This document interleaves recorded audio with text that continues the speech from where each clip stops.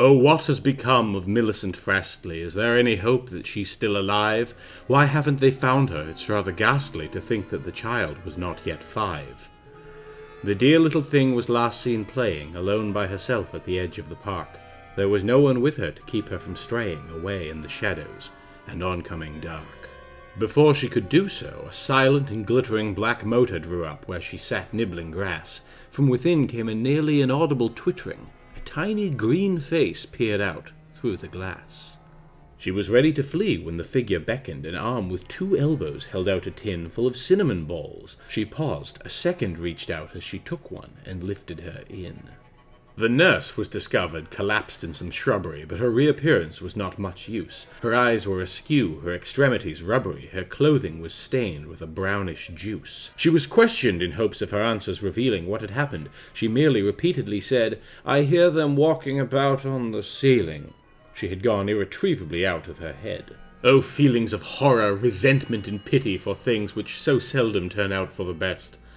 The car, unobserved, sped away from the city as the last of the light died out in the west.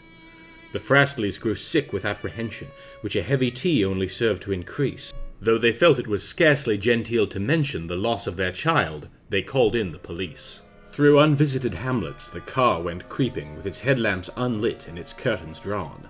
Those natives who happened not to be sleeping heard it pass, and lay awake until dawn.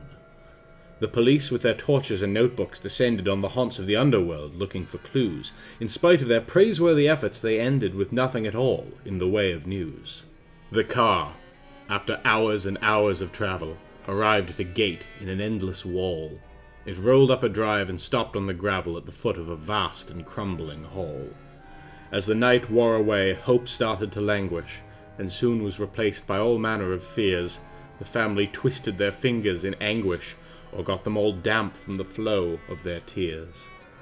They removed the child to the ballroom, whose hangings and mirrors were streaked with a luminous slime. They leapt through the air with buzzings and twangings to work themselves up to a ritual crime. They stunned her and stripped off her garments, and lastly, they stuffed her inside a kind of pod. And then it was that Millicent Fastly was sacrificed to the insect god! Sending the spookiest, most vermin-infested thanks to all my Patreon supporters, particularly Break System BSE. See you tomorrow with more horror.